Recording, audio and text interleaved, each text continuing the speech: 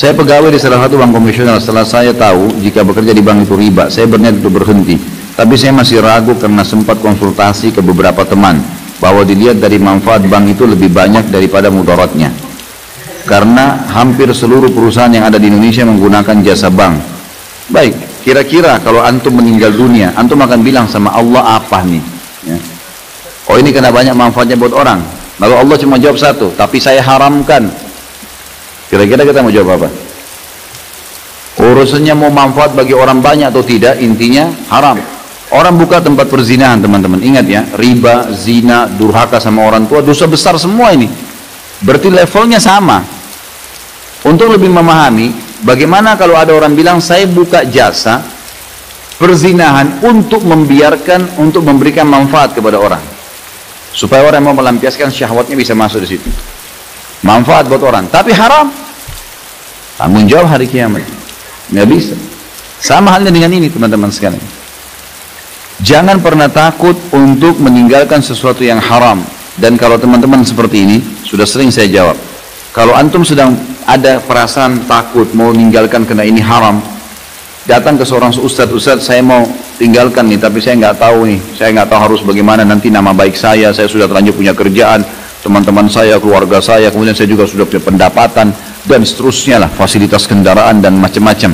Kalau saya tinggalkan, maka martabat saya, nama saya, makanan saya, semuanya terganggu nih. Dan itu, seperti itulah. Lalu bagaimana hukumnya? Tetap, jawaban agama haram.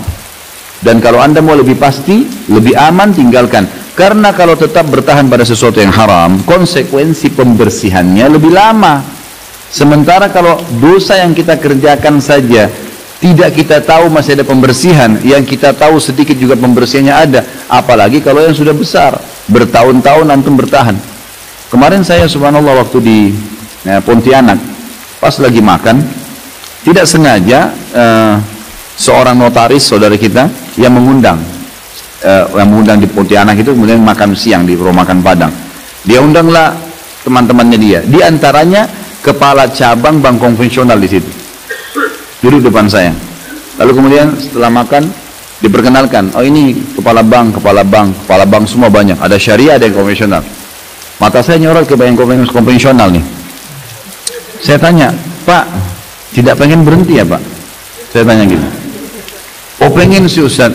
Ini ditunjuk temannya notaris, saya nggak usah sebutin namanya. Ini Bapak ini tahu betul saya ingin berhenti. Terus kenapa nggak berhenti Pak? Iya, lagi mengatur strategi. Gitu.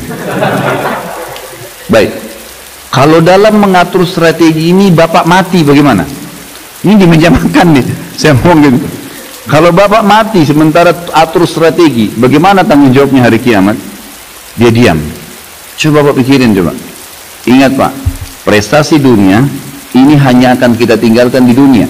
Di akhirat, apa yang Bapak lakukan dari kebaikan akan diterima. Pikirkan baik-baik ini. 1 dirham riba dalam hadis dikatakan lebih berat daripada 36 kali berzina. Riwayat lain lebih berat daripada berzina dengan ibu sendiri. Bapak sudah tahu belum itu? Iya Ustaz. Baik, apa yang Bapak kira-kira mau lakukan sekarang? Nah, saya tanya gitu. Saya mau tinggalkan, tapi kira-kira kiat-kiatnya Ustaz. Baik, langkah pertama, kiat pertama Bapak keluar, saya bilang. Keluar dulu. Kenapa keluar? Dia kan diam. Saya tanya, Bapak pasti tanya saya, kenapa keluar? Saya bilang iya. Bapak sekarang lagi injak lumpur, penuh lumpur nih semuanya. Lalu bilang, Ustaz bersihin dong. Saya bawa air nih selang. Kalau saya siram sementara Bapak di lumpur, tambah becek. Saya sampaikan hukum, Bapak masih tetap mau kerja di situ, tambah beban tuh. Pulang tambah terfikirkan, tambah ini. Jadi serba susah. Jadi caranya keluar dulu dari lumpur. Keluar di jalan, saya siram tuh, bersih, keringin bisa lari, gitu kan? Jadi harus keluar, nggak bisa enggak. Bapak harus keluar dulu, gitu kan? Baru bisa jalan, gitu. Dia bilang sebenarnya gini Pak, saya bilang minimal Bapak pindah ke syariah, saya bilang gini. Iya sebenarnya mau Pak, dan Bapak perlu tahu, dia bilang Pak Ustadz, waktu bank syariah dibuka, begitu mau buka cabang di sini dia bilang, gitu kan? Semua ini yang konven ini mau pindah ke syariah semua. Sampai sekarang dikasih peraturan udah nggak bisa lagi.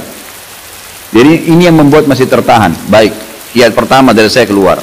Kiat kedua, Bapak mulai memikirkan dari uang yang ada untuk buka usaha. Usaha-usaha. Yang ketiga, Menjelaskan pada istri, pada anak, supaya mereka tidak kaget tentang masalah haram. Ajak mereka supaya satu rumah semua kerjasama untuk itu. Yang keempat, bertawakal kepada Allah. Sudah. Kalau enggak, nanti kalau mati bagaimana tanggung jawabnya? Allahu a'lam. Jadi seperti itulah kurang lebih nasihat saya kepada penanya tadi, seperti saya sampaikan ke sana.